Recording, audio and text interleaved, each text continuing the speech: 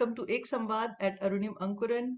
Today we are in conversation with a renowned pediatrician, Dr. Tarun Patni, and we will be talking to him about how to manage children's health and well-being during the pandemic. Welcome to Ek Samvad, Dr. Patni. It's a pleasure to have you here. Same here. Namaskar. Good afternoon. Yeah. So a word about Arunim Ankuran. This is an initiative for positive social change through self-development. The goal is greater well-being and happiness for all. At Arunim Ankuran, we believe that each person is unique and special in some way, and we celebrate that difference. It's indeed a privilege to have Dr. Patni with us today. We'll be talking to him about various topics. Before we go ahead with that, please help us to go through this long list. Namaskar. And it is really a good initiative from your side कि आप लोग एक general public awareness के लिए इतना बड़ा initiation ले रहे हैं, क्योंकि जो रिक्वायरमेंट है वो है कि साइंस का transmission and use by general public, और उसको जितनी सिंपल लैंग्वेज में हो पाए वही साइंस का एम है और वही अपन सबका एम है पढ़े लिखों का। तो इसके साथ मैं डॉक्टर तरुण पाटनी हूँ, मैं एक बच्चों का डॉक्टर हूँ जयपुर के अंदर। I have done MBBS and MD from Jaipur and I am practising here. मेरा एक हॉस्पिटल है, लाइफ केयर हॉस्पिटल, जहाँ पर कि हम बच्चों की केयर करते हैं। मैं इससे पहले जयपुर मेडिकल एसोसिएशन, जो जयपुर में डॉक्टर्स की एसोसिएशन है, उसका प्रेसिडेंट हूँ। साथ में ही बच्चों के डॉक्टर की जो राजस्थान वाइड एसोसिएशन है उसका भी प्रेसिडेंट रहा। और इस तरीके से मैंने कई प्रोग्राम्स किए हुए हैं फॉर जनरल अवेयरनेस, एंड वो मैं एक बहुत इंपॉर्टेंट पार्ट मानता हूँ कि हर डॉक्टर और हर साइकोलॉजिस्ट का कि जनरल अवेयरनेस जनरल पब्लिक में स्प्रेड करे, जिससे कि सबका वेलफेयर हो। जैसे कि अभी आपने कहा था कि आप मानते हैं कि हर बच्चा एक अलग स्पेशल है, और एक्चुअल फैक्ट तो ये है कि जो माँ अपना दूध बनाती है वो भी चाइल्ड स्पेसिफिक होता है। अगर बच्चा समय से पहले पैदा हुआ तो उसके अनुसार दूध बनता है माँ में, और अगर बच्चा समय पे हुआ तो भी उसके अनुसार बनता है। यानी कि दूध से ही लेके नेचर ने हर चीज हर जने के लिए स्पेशल बनाई है। That's very unique information. Thank you for sharing. Some of the talking points, let me just brief them out. Impact of COVID on children's physical and mental health, online classes and eye care, tips to balance nutritional needs and fitness, particularly जो lockdown के period में हम लोग ने सबने challenges face किए. The role of vaccination, its efficacy, tips for students and parents once schools return to the offline mode. So we'll be talking to Dr. Patni about this today. So first of all, let's start off with the जो pandemic है, जो lockdown हुआ and so many other aspects of it, क्या impact आपने देखा बच्चों की physical और मेंटल हेल्थ? देखिए, कोविड पर से एक सबसे बड़ा ट्रॉमा है अभी की पॉपुलेशन में, चाहे वो घर वाले हों चाहे बच्चे हों, और उसमें जो मैक्सिमम सफर किए हैं वो किए हैं बच्चे। बच्चे इसलिए सफर किए हैं कि उनके पास कई स्रोतों से गलत इंफॉर्मेशन आई, पहला। सेकंड, जब माँ बाप या दादा दादी घर में पैनिक हुए तो उसका भी असर बच्चों पे आया। अब मुख्यतया कोविड के कारण दो तरीके के इश्यूज उठे हैं, एक तो फिजिकल इशू यानी कि शारीरिक, और सेकंड है मेंटल इश्यूज यानी कि दिमाग पे।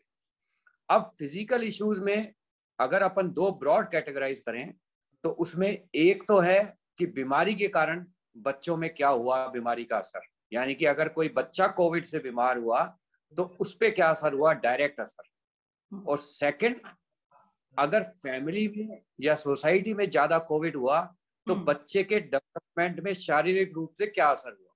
बिल्कुल, ये दो ब्रॉड कैटेगरी हो गई। अब बच्चे में जो कोविड बीमारी से जो डायरेक्ट असर हुआ, उस तरीके से बच्चे लकी हैं कि बच्चों में कोविड ने डायरेक्ट ज्यादा सीवियर बीमारी नहीं की। ये जरूर है कि कोविड बीमारी दो तरीके से होती है, एक तो उसी टाइम जो हो वो होता है बुखार, खांसी, बीपी का कम होना, सांस की दिक्कत होना, वो बच्चों में कम, पर बच्चों में उसके कारण एक और बीमारी होती है जिसको हम बोलते हैं MIS, यानी कि multiple inflammatory syndrome of children. तो जिस बच्चे के कोविड होती है उसके अंदर बहुतों के अंदर MIS-C हुई, जो कि बीमारी कोविड खत्म होने के बाद होती है, और जिसमें कई बार तो जिंदगी भर के लिए दिमाग या लंग्स, मतलब हार्ट के ऊपर कोरोनरी वेसल्स जो होती है, हार्ट की धमनियां के ऊपर भी असर हुआ। तो इसलिए कोविड का ये तो डायरेक्ट असर हुआ, पर वो बच्चों पे ज्यादा नहीं हुआ, बात है, और इसीलिए बच्चों की मॉर्टेलिटी कम हुई। अब सेकंड जो शारीरिक असर हुआ वो हुआ बच्चों के ग्रोथ पे असर। अब हुआ क्या कि जब बच्चों ने, स्कूल बंद हो गए, घर में माँ बाप डर गए, घर में माँ बाप के बीमारी हो गई, तो बच्चों का आउटसाइड एक्सपोजर खत्म हो गया। बिल्कुल बिल्कुल। और जैसे ही आउटसाइड एक्सपोजर खत्म हुआ तो बच्चों की ग्रोथ पे भी, फिजिकल ग्रोथ तक पे असर आ गया। बच्चे जब इमोशनली डरते हैं तो बच्चों के इमोशनल इंस्टेबिलिटी के कारण भी बच्चों की फिजिकल ग्रोथ नहीं होती। फिजिकल ग्रोथ का मतलब है वजन नहीं बढ़ना, खून में कमी होना, विटामिन की कमी होना। तो ये सब आउटसाइड एक्टिविटीज और एक्सपोजर का जब कम हुआ तो बच्चों में कम हो गया। और इस फिजिकल ग्रोथ के साथ साथ जो बच्चों में जो सबसे ज्यादा जो दिक्कत की बातें आ रही है वो है उनके मेंटल इशू। अब उस मेंटल इश्यूज में बच्चों के विभिन्न प्रकार के मेंटल इश्यूज आ रहे हैं। वे आ रहे हैं एंजाइटी, सबसे ज्यादा जो बच्चों में बदलाव आ रहा है, बच्चे एंशियस हो गए हैं। अब वो एंजाइटी उनकी मैनिफेस्ट होती है, यानी कि वो अपन सबको जो दिखती है एंजाइटी, वो दिखती है कि बच्चे जल्दी बेचैन हो जाते हैं, बच्चे जल्दी इरिटेबल यानी कि गुस्सैल हो जाते हैं। बच्चे जिनके साथ रह रहे हैं एंजाइटी के कारण उनका कहना नहीं मानते, नॉर्मल रूटीन फॉलो नहीं कर रहे।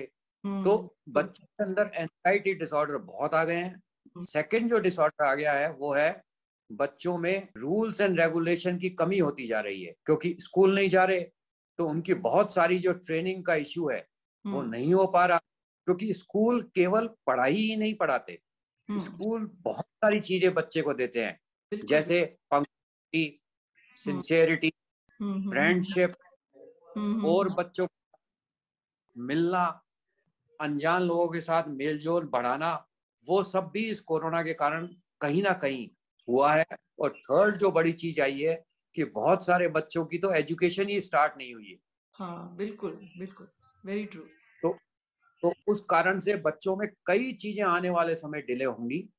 और एक जो बहुत बड़ा एडोलेसेंट एज ग्रुप में आया है वो है एंजाइटी के साथ साथ जब एडोलेसेंट बच्चे अपने पीयर ग्रुप यानी कि और एडोलेसेंट बच्चों से नहीं मिलते तो उनके अंदर बहुत फिजिकल एंड मेंटल चेंजेस आ जाते हैं, और जो आगे दिखेंगे, जिसके कारण एक अलग जनरेशन पैदा होगी जिसमें इश्यूज बहुत सारे आएंगे। Oh my God, this is really बहुत कंसर्निंग लग रहा है ये सुनने से भी कि not only now because long term में भी उनका काफी एक इम्पैक्ट रहेगा। तो एक जैसे साइकेट्रिक, बच्चों की, हाँ राइट, वो सो अभी जैसे ऑनलाइन क्लासेस हो रहे हैं बच्चों के, they have no choice actually, उनको अटेंड करने पड़ रहे हैं, तो उससे भी उनके जैसे because they have to sit, plus वो जो आंखों का इतनी देर तक एक्सपोजर हो रहा है which is not very natural kind of activity for children to do, तो उसके भी बहुत सारे कॉन्सिक्वेंसेस हैं। Please talk to us about that. देखिए, पहली बात तो ये है कि जो स्कूलिंग मैकेनिज्म हुआ टिल 5th स्टैंडर्ड, उसको मॉडिफिकेशन की जरूरत थी। उसमें जो गलती करी वो है कि ऑनलाइन में ही एक तो ऑनलाइन ड्यूरेशन बढ़ा दिया जिससे कि बड़ा गंदा एक्सपोजर हो रहा है आईज को। सेकंड, इंटरेक्शन विद सोसाइटी खत्म हो गया। थर्ड, वो की वही चीजें ऑनलाइन में पढ़ाई जा रही है जो कि एक्चुअली अगर देखा जाए तो नीड नहीं थी। जो नीडेड था टाइम वो था नॉन क्लासिकल एजुकेशन की तरफ जाना टिल 5th स्टैंडर्ड, जो घर पे दी जा सकती है। अब उस non classical education is a very complex thing, पर दी जा सकती है वो है कि बच्चों को कई चीजें और सिखाना जिंदगी में जो टाइम मिला था, यानी कि इन 2 साल बच्चों को सिखाना चाहिए था घर बेस्ड चीजें, जैसे कि फैमिली में कैसे करते हैं, सेकंड फैमिली के छोटे छोटे कार्य कैसे करते हैं, जैसे कि गार्डनिंग कैसे होती है, खाना कैसे बनाया जाता है, कारपेंट्री कैसे होती है, इलेक्ट्रिसिटी अगर खराब हो तो कैसे ठीक की जाती है, मतलब ये सब चीजें भी, पेंटिंग कैसे की जाती है, ये सब चीजें भी सीखने की थी। पर वो गोल्डन टाइम स्कूल वालों ने मिस कर दिया। स्कूल वाले केवल उस क्लासिकल एजुकेशन को एक गलत मीडिया के थ्रू पढ़ाने लगे, जो कि है ऑनलाइन मीडिया। अब ऑनलाइन मीडिया के अपने इश्यूज हैं कि सबसे पहली बड़ी है कि उसको कोई मॉनिटर नहीं कर सकता। यानी कि बच्चे तो गए तो कंप्यूटर के थ्रू ही हैं एंड थ्रू मोबाइल ही हैं, पर वो सरफेस कुछ और कर रहे हैं, सर्फिंग। अब जब वो सर्फिंग गलत चीजें करेंगे तो उनके पास गलत चीजें ही जाएंगी, क्योंकि एक नहीं है कि the worst part of internet is it can reach your bedrooms and your everything. तो अब हो क्या रहा है कि बच्चों को माँ बाप और स्कूल के टीचर ही सिखा रहे हैं कि ऑनलाइन जाओ, and they are smart enough कि वो सर्फिंग किसी और एरिया की कर लेते हैं, तो वो गलत चीजें सीख रहे हैं, पहली चीज। सेकंड, ज्यादा देर आय में देखने के लिए आय की दिक्कतें तो आएंगी ही। थर्ड है पोस्चर में चेंजेस बच्चों के। अब वो जब खूब सारी देर इंटरनेट यूज करते हैं तो उनकी बैक और स्पाइन प्रॉब्लम्स बहुत ज्यादा आएंगी, क्योंकि उसमें चेंजेस आएंगे, क्योंकि बच्चों को एक अलग मेथोडोलॉजी से बैठना पड़ता है, उनका पोस्चर गलत हो जाता है, उनके फिंगर्स का गलत यूज होता है। उस सब के कारण ऑस्टियोआर्थराइटिस और ये चीजें आएंगी, जो समय के साथ आएंगी, जो अभी नहीं आएंगी, वो आएंगी कम से कम 7 साल बाद, तब ये इश्यूज आएंगे। यानी कि आंखों के साथ साथ फिजिकल डिसऑर्डर्स भी प्रमोट होंगे। और सबसे बड़ी बात ये, जब बच्चे फिजिकली एक्सर्ट नहीं करेंगे तो उनमें हम जिनको बोलते हैं नॉन कम्युनिकेबल डिजीजेस, एनसीडीज, उनका हाई लेवल आएगा। अब वो एनसीडीज कैसी होती है, जैसे कि हार्ट की डिजीज, ब्रेन के साइकेट्रिक ऑलरेडी टॉक्ड अबाउट, फिर उसके बाद अदर इश्यूज है तो जो आएंगे, तो अपने को ये सबका ध्यान रखना चाहिए। और आईज की तो स्पेशल केयर रखनी पड़ेगी। और जितना हो पाए माँ बाप ये करें कि जैसे ही ऑनलाइन क्लासेस खत्म हो, मोबाइल, इंटरनेट, टीवी सब बंद होना चाहिए, उनको आउटडोर गेम्स प्रमोट होने चाहिए। और 5 साल के बच्चे तक और 7 साल तक के तो मैं कहूंगा there should be no online classes also. Yes, बिल्कुल बिल्कुल। बट डॉक्टर पाटनी, आप कुछ सजेस्ट कर सकते हैं, बिकॉज जो बच्चे ऑलरेडी ऑनलाइन क्लासेस अटेंड कर रहे हैं उनकी आंखों पे तो नेचुरली असर पड़ रहा है। Any small tips that you can share so that they can take care of their eyes? देखिए, एक तो हर 10 से 15 मिनट बाद उनको इंटरनेट से बियॉन्ड, मोबाइल के बियॉन्ड या देखना चाहिए दूर जाके बाहर, हल्का सा ब्रेक चाहिए, जो कि नॉर्मल क्लासेस में जब 20 मिनट के बाद ब्रेक होता है, तो ऑनलाइन बेस्ड क्लासेस पे 10 से 12 मिनट के बाद ब्रेक होना चाहिए साइंटिफिकली, जिससे कि वो लोग बाहर जाएं, देखें। तो आय का जो कन्वर्ट है, यानी कि जो आंखें पास में देखने के लिए एक तरीके से एक्लिमेटाइज हो गई, वो बाहर जाएंगे तो आंखों की मसल्स काम आएगी, उसका लेंस का अलग जगह फोकस होगा तो बेटर होगा। तो एक तो ये। सेकंड, रेगुलर आई चेकअप कराएं हर 3 से 6 महीने पे, अगर कोई अर्ली चेंजेस आए और उनको आज हो, ये 2 चीजें हो सके तो करनी चाहिए। And what about the posture? कुछ एनी एक्सरसाइजेस और समथिंग दैट रेगुलरली बच्चे करें ताकि वो जो नुकसान हो सकता है वो रिड्यूस हो जाए एटलीस्ट? देखिए, पोस्चर को करने के लिए तो बहुत ही चीज है। जो सबसे इम्पोर्टेंट तो ये है कि हर पेरेंट को बच्चों के लिए या तो डेस्कटॉप होना चाहिए जो अच्छी हाइट पे हो, कंफर्टेबल चेयर हो, जिससे कि पेस पोस्चर मेंटेन हो। बच्चे अपनी ऑनलाइन क्लासेस या अदर एक्टिविटीज कभी भी लेटे हुए नहीं करने चाहिए। उनके लिए एक स्पेसिफाइड एरिया बनाना पड़ेगा हर घर के अंदर, जिसमें टेबल हो, चेयर हो, प्रोसीजर टू सिट हो, और ऑनलाइन क्लास स्पेसिफिक हो और उसके ब्रेक्स स्पेसिफिक हो। पर it is easier said than done, क्योंकि इंडिया ज्यादातर के पास तो मोबाइल और है ही नहीं, और डेस्कटॉप तो अब बहुत कम के पास है। तो ये सब एक सोशल बर्डन करता है। उस सोशल बर्डन सॉल्व करना इज नॉट इजी, हाँ, एटलीस्ट हम लोग अवेयरनेस तो क्रिएट कर सकते हैं कि जिसको बट मौका है कम से कम वो लोग उस चीज का फायदा उठा सकते हैं। तो राइट। तो एक और चीज ये हुई कि लॉकडाउन में बिकॉज सबको कंपल्शन था कि घर में अंदर रहना है, तो बच्चों की भी sports and physical outdoor activity एकदम बंद हो गई। So their nutrition and fitness, उसका दोनों चीज का बैलेंस बनाने के लिए क्या क्या कर सकते हैं? देखिए न्यूट्रिशन ऐसा वैसे तो बहुत बड़ा टॉपिक है। हम्म। कोरोना के अंदर कई चीजों का सबसे ज्यादा ध्यान रखना पड़ता है। वो ये हुआ कि कोरोना डिजीज के कारण बच्चों का एक जो बिल्कुल एक्सपोजर खत्म हो गया वो था सनलाइट एक्सपोजर। बिल्कुल। हम्म। अब जैसे ही सनलाइट एक्सपोजर खत्म हुआ तो बच्चों के अंदर जो एक बहुत बड़ी चीज की कमी आई है वो है विटामिन डी। हम्म। तो हर बच्चे को अगर सनलाइट एक्सपोजर नहीं हो रहा तो विटामिन डी सप्लीमेंटेशन तो होना ही चाहिए। हम्म। वो विटामिन डी बड़ा सस्ता आता है, पहली बात। सेकंड, विटामिन डी डेफिशिएंसी से कोरोना भी ज्यादा अटैक करता है, तो हम्म। एक तरीके से प्रिवेंटिव रोल भी है कोरोना के अगेंस्ट विटामिन डी का। हम्म। साथ में बहुत सारे और मिनरल्स की कमी बच्चों में देखी गई है, उसमें जिंक एक इम्पॉर्टेंट है और एक विटामिन सी। हम्म। ये तीन चीजें कैसे ना कैसे बच्चों को प्रोवाइड करनी चाहिए। हम्म। अब रहा फिजिकल फिटनेस कैसे मेंटेन हो, हम्म। तो फिजिकल फिटनेस मेंटेनेंस के लिए जो सबसे इम्पोर्टेंट चीज थी और जिनका ऑनलाइन यूज हो भी सकता है और इजीली हो सकता है वो है online physical fitness classes, dancing classes, yoga classes. Hmm. जो चीजें बच्चों का एंटरटेनमेंट के साथ साथ फिजिकल वेलबींग तो कर देती 2 साल के लिए, हाँ। जो आगे उनमें पेनिट्रेट कर जाता और हाँ। वो बच्चे आगे भी करते रहते, क्योंकि वो एक इम्पॉर्टेंट इशू है। हम्म। और फिजिकल फिटनेस तो सबसे जरूरी चीजों में से है, क्योंकि अगर फिजिकल फिटनेस की तो ही बच्चा आगे जाके अच्छा कर पाएगा। बिल्कुल।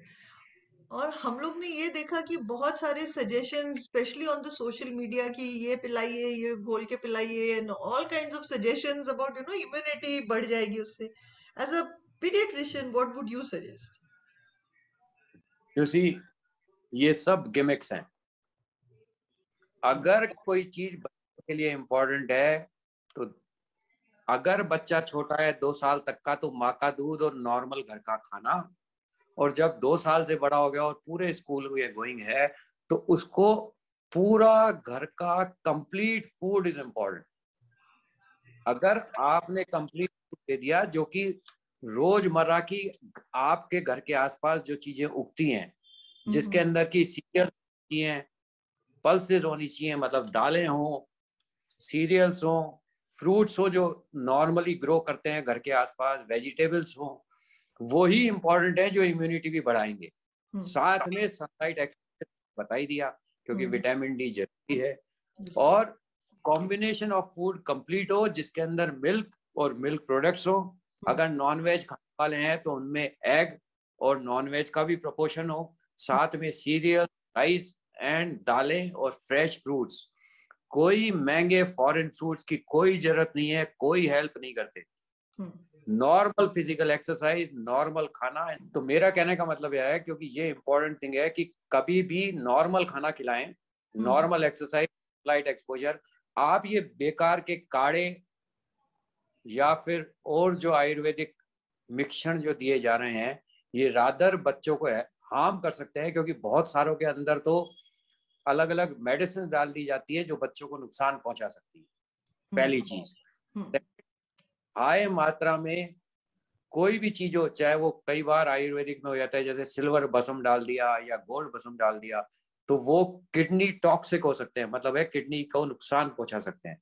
तो बेस्ट तो है नॉर्मल कंप्लीट खाना, और इन सब काढ़े और इनसे दूर बच्चे को एक्सरसाइज करने दें, बच्चे को सनलाइट एक्सपोजर दें, और घर का सस्ता सुंदर अच्छा खाना खिलाएं। They will be well of. सब इम्यूनिटी बॉडी प्रोड्यूस करती है, एंड ह्यूमन बॉडी में ये कैपेबिलिटी है कि एक छोटे से कीटाणु से वो लड़ पाए। अगर आज अपन इंसान को देखें तो इंसान एक वायरस के कंपैरिजन में 10⁻⁶ टाइम्स सेल्स है। यानी एक सेल से लड़ने के लिए तो इंसान पूरा बना हुआ है, तो घबराने की बात नहीं है। पर इम्यूनिटी नॉर्मल खाने से बढ़ा है। बहुत अच्छी बात है, ये सुन के बड़ी तसल्ली हो रही है, because normal balanced food is what you are prescribing, so that's या really great suggestion. Another question which is bothering a lot of parents is कि जैसे वैक्सीनेशन है, अभी बच्चों का भी शुरू हो गया है, तो उसके बारे में प्लीज शेयर योर पर्सपेक्टिव। देखिए, वैक्सीनेशन एक चीज है जो सबसे ज्यादा रोल रखती है वायरस बीमारी से लड़ने के लिए। ये जरूर है कि ये जो वायरस है, ये आरएनए वायरस है, तो इसके अगेंस्ट वैक्सीन प्रोड्यूस करना is always challenging for Mankind. मतलब आदमी के लिए दिक्कत हुई है इसके अगेंस्ट टीका पैदा करने के लिए। पर अब जब बच्चों में ये टीका लगने लग गया और इंडियन गवर्नमेंट ने 15 साल से लेके 18 साल तक के बच्चे में खोल दिया है, तो मेरी ये गुजारिश रहेगी कि हर जना अपने बच्चे को टीके लगवाए। जो भी टीके अवेलेबल हैं इंडिया में, अभी जो अवेलेबल है वो है कोवैक्सिन, जो इंडिया का ही प्रोड्यूस्ड है, और वो बहुत अच्छा वैक्सीन है, वो सब लगाएं। और जब आ जाएंगे यानी कि फाइजर का या वो, तो वो भी लगवाएं, जो अवेलेबल हो और जो अफोर्ड कर पाए वो जरूर लगवाएं, क्योंकि बीमारी से लड़ने के लिए टीकाकरण एक निश्चित सबसे अच्छा उपाय है और सबसे सस्ता है। एंड सबसे बड़ी बात यह है कि ये टीका हर गांव, हर धाणी, हर शहर में दिया जा सकता है।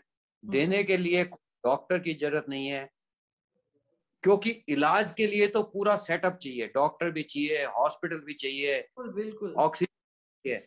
पर वैक्सीन के लिए ये कुछ नहीं चाहिए, तो सब लोग वैक्सीन लगवाएं, ये मैं चाहता हूँ। अब रही बात वैक्सीन साइड इफेक्ट्स, तो ये वैक्सीन पूर्णतया करीब करीब सेफ है, इससे कोई घबराने की बात नहीं है। अगर कोई बहुत रेयर कॉम्प्लिकेशन भी है तो वो है 1 in 1 लाख, यानी कि 1 लाख बच्चों को जब लगते हैं तो कोई छोटा मोटा रिएक्शन आ रहा है, तो उसके लिए सब डॉक्टर्स, सब नर्सिंग स्टाफ, सब गवर्नमेंट प्रिपेयर्ड है, तो इसलिए सब लोग लगाएं, ये गुजारिश है। और थोड़ा सा ये भी शेयर करिए, जैसे वैक्सीनेशन हो गया आपका, तो उसके बाद नेक्स्ट डे जो थोड़ा हाथ में दर्द है या क्या, तो what are some of the things, precautions या क्या कहा जाए उसको, तो वो क्या क्या ऑब्जर्व करना चाहिए थोड़ा। देखिए, ये जो वैक्सीन है, जो कोवैक्सिन है, ये एक तरीके का मरा हुआ वायरस है। तो क्योंकि ये किल्ड वायरस है, उसके टुकड़े हैं, तो ये थोड़े बहुत एडवर्स इफेक्ट्स यानी कि माइनर रिएक्शंस कर सकते हैं, जिसमें कि हल्का बुखार होना, बॉडी एक, थोड़ी बहुत किसी को उल्टी भी आ सकती है, क्योंकि इसके दो कारण है। एक तो बच्चे घबरा जाते हैं वैक्सीन लग रहे हैं, और स्पेशली मीडिया ने और ऑनलाइन ने इतना बड़ा वैक्सीन को एक बड़ा इशू बना दिया है कि जिससे कि बच्चे ज्यादा केयरफुल हो गए कि वैक्सीन जब लगवाते हैं, और माँ बाप भी हो गए। तो ये छोटे साइड इफेक्ट्स को माँ बाप को टॉलरेट करना चाहिए। जहां तक हो, टीका लगने के 48 घंटे तक कोई दवा नहीं दें जब तक कि हाई फीवर ही नहीं हो जाए, यानी कि अगर बुखार ज्यादा हो तो ही बुखार दवा दें, वरना अगर 99 ही है और हल्के हाथ पैरों में दर्द है तो कुछ भी मत दें। केवल बच्चे को रेस्ट कराएं, उसको ORS, शिकंजी, नारियल पानी और लिक्विड्स दें, जिससे कि बच्चा, और नॉर्मल खाना दें, जिससे कि बच्चा वापस सही हो जाएगा and he will be ready to go to school future में। तो इसलिए कोई साइड इफेक्ट्स की चिंता नहीं। मेजर होगा तो ऑलरेडी पैराफर्नेरिया वहां पर है, वो डील करेगा, सो घबराएं नहीं, वैक्सीन लगवाएं। तो जो अब जैसे वैक्सीन लगने शुरू हो गए, एंड सूनर और later schools will reopen, for we are hoping at least that the schools will reopen. What are some of the tips that you would like to suggest for parents as well as for students and teachers to observe just for precaution's sake?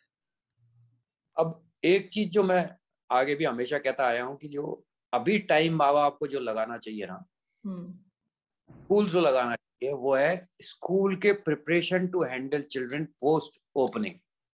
Right.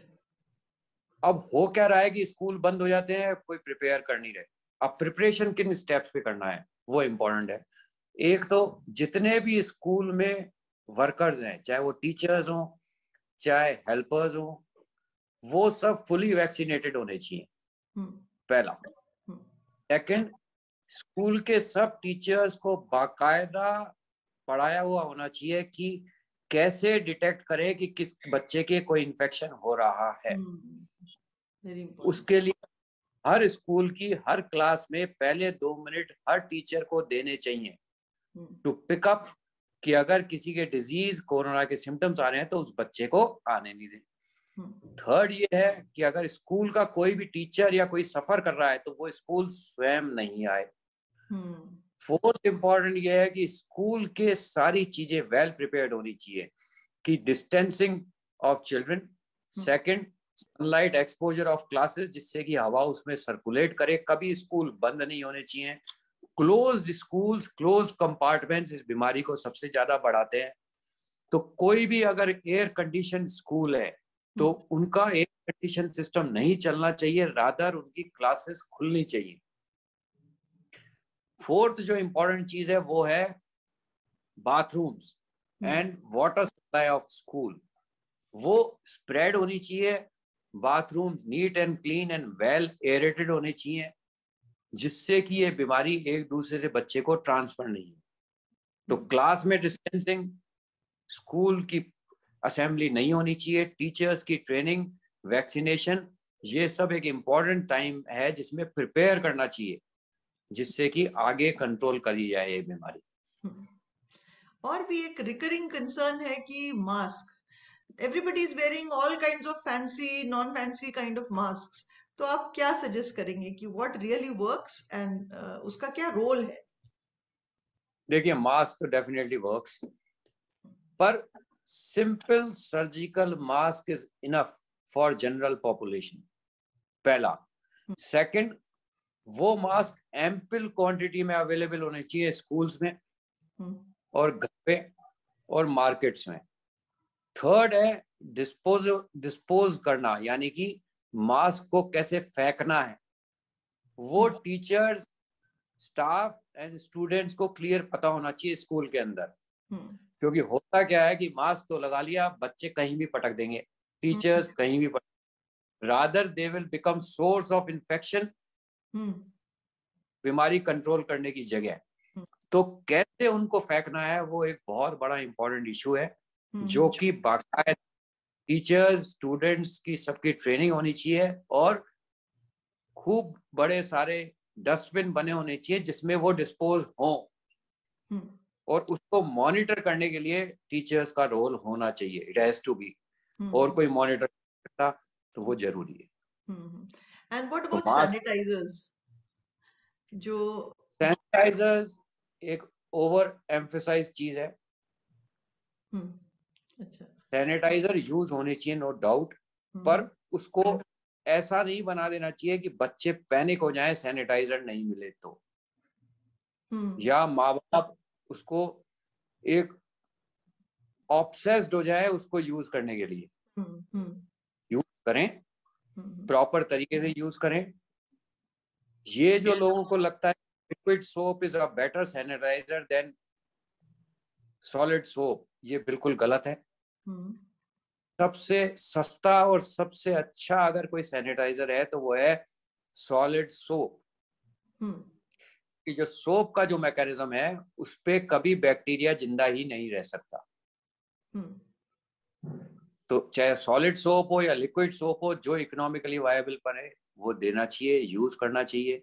और एक दूसरे का solid soap use करने में कोई नुकसान नहीं है। जो लोगों को डर है कि किसी दूसरे ने टच किया हुआ है और इससे बीमारी होगी, नहीं सकती। सोप तो खुद एंटी वायरल है, वायरोसिडल है, वो किल कर देगा, तो कोई घबराने की बात नहीं है। तो ये एक इम्पोर्टेंट बात। और सोप और सैनिटाइजेशन यूज करें, पर इतना सैनिटाइजेशन यूज नहीं करें जो कि एलर्जीज पैदा कर दे। क्योंकि माँ बाप, बच्चे बहुत ज्यादा पीछे पड़ जाते हैं, बार बार दिन में 50 बार सैनिटाइजर यूज करते हैं, और जब 50 बार करते हैं तो साइड इफेक्ट्स भी हैं। तो दिन में लिमिटेड करें, और सोप सबसे अच्छा सैनिटाइजर है, नो डाउट। सो हम लोग ने फिजिकल प्रिकॉशंस जो है उसकी तो बात की। What about the psychological dimension, because you are a paediatrician and you are dealing with children, तो जो मानसिक बच्चों को एक असर हो रहा है उसके लिए कुछ टिप्स शेयर कर दीजिए।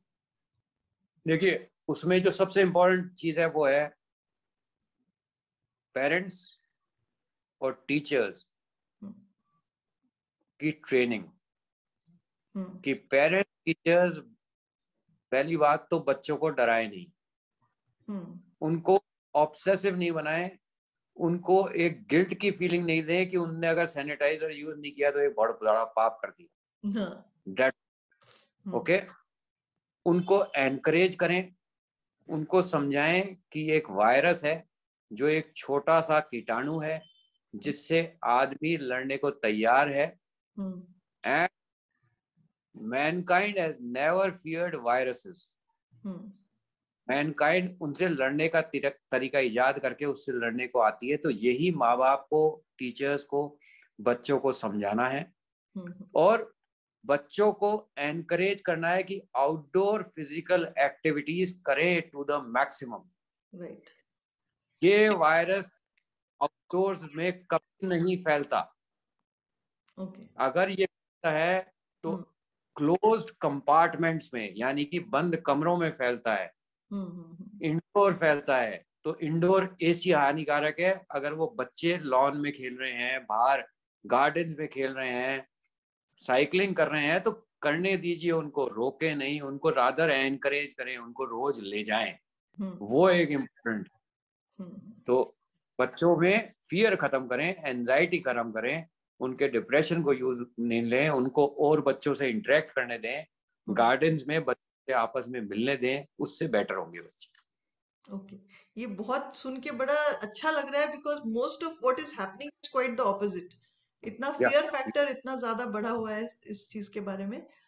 जैसे जिम्स में लोग एक्सरसाइज करते हैं, for example, that's also a closed space. So what would you say about that? You see, gyms are the most, मतलब जिम एक चीज है जो कोरोना में नहीं होनी चाहिए, क्लोज्ड में। अगर एडल्ट जिम जा, ओपन जो जिम्स बने हुए हैं आजकल गार्डन्स के अंदर, उनको यूज करें और फिजिकल एक्सरसाइज पे स्विच ओवर हो जाएं, जैसे कि वॉकिंग है, जॉगिंग है, साइकिलिंग है, इंटरेक्ट करें। क्योंकि जिम्स आर डिफरेंट। जिम्स का फिजिकल स्ट्रेंथ और फिजिकल फिटनेस से उतना रिलेशन नहीं है जितना कि लोगों को लगता है। जो फिजिकल फिटनेस और एक्सरसाइज का जो है मेजर रोल, वो तो है ओवरऑल एजिलिटी बढ़ाना, ओवरऑल वेलबींग की फीलिंग करना, ओवरऑल फिजिकल फिटनेस करना। जिम्स आर मोर, एक तरीके से मान लो कि पिक्चर पिक्चर देते हैं ह्यूमन बॉडी का, पर उसका कोई मेजर रिलेशन नहीं है कि वो हेल्प ही कर रहा हो। तो जिम मत जाओ, एक्सरसाइज आउटडोर्स करो, ओपन करो, न्यूट्रिशियस खाना खाओ, सनलाइट एक्सपोजर करो, that will be much helpful compare to closed compartment gym के अंदर जाके एरोबिक्स करना या डंबल्स उठाना या वेट ट्रेनिंग करना। Not at all required, specially corona time. Weight training brings me to another question, a little different from what we are talking about, कि जो वेट ट्रेनिंग करने का जो एक कॉन्सेप्ट है स्ट्रेंथ बिल्ड करने के लिए, तो what is the right age to do it and what is the impact? ऐसे हम लोग सुनते हैं कि हाइट नहीं बढ़ती है अगर आप वेट ट्रेनिंग करना शुरू करते हैं, तो एग्जैक्टली क्या उसका एक्यूरेट पिक्चर है? अब I will tell you, exercise के मैंने आपको कहा दो हिस्से हैं। एक तो है muscle strengthening and physical well. Second चीज है उसका अपीयरेंस वाइज, यानी कि वेट ट्रेनिंग करके केवल थोड़ी बहुत मसल्स का बढ़ाना। अब ये दो इश्यूज हैं। अब जो पहला चीज, strengthening of muscles, strengthening of posture and wellbeing, वो तो 7 से 8 साल पे भी अगर आप चालू कर दे तो देयर इज नो हार्म। यानी कि अगर बच्चे को छोटे स्पोर्ट्स खिलाना है, साइकिलिंग करना है, हल्की स्किपिंग करनी है और मस्कुलर एक्सरसाइज है जिससे कि उसकी ओवरऑल मसल्स बेटर हो, तो उनको तो स्टार्ट करना ही चाहिए। रादर हम तो ये देखते हैं कि इवन टॉडलर या 2 साल का भी बच्चा है तो भी अपन उसको एक्टिविटी कराते हैं ना। तो that is strengthening only, a type of strengthening without external weights. तो जो भी बाहर वजन नहीं है, उसके अलावा तो सारी एक्सरसाइज 6 से 8 साल पे चालू कर ही देनी चाहिए। अब रहा सेकंड पार्ट, वेट ट्रेनिंग, यानी कि वेट्स कब से उठाने चाहिए बच्चे को। हम्म, तो वेट्स उठाना इज अ इश्यू जिसको कि दो पहलुओं में ले सकते हैं अपन। हम्म, जिस भी बच्चे को वेट शूज उठाने चालू करने हैं तो 14 से 16 साल पे वो धीरे धीरे बढ़ाना चालू करे वेट। हार्म कहाँ होता है, जब बच्चे out of anxiety, out of peer pressure 16 या 18 साल पे, 16 साल पे, 15 साल पे एकदम से बहुत ज्यादा हेवी वेट उठाने लग जाते हैं विदाउट प्रॉपर स्लो इंक्रीज। अगर प्रॉपर स्लो इंक्रीज 14 या 15 साल पे भी चालू किया और मान लीजिए 18 साल पे या 17 साल पे अच्छा वेट उठा रहा है तो दिक्कत नहीं आएगी, ना हाइट को, ना जॉइंट्स को, ना कार्टिलेजेस को। पर अगर सडनली वो जना 16 या 17 साल पे एकदम से 70 किलो उठाने लग जाएगा तो उसकी back muscles, cartilages, joints and height hamper हो सकती है। तो it is a slow process और वेट ट्रेनिंग प्रेफरेबली 16 या 18 साल पे करनी चाहिए। उससे पहले मसल स्ट्रेंथनिंग एक्सरसाइज करनी चाहिए और वो तो we should encourage, no doubt.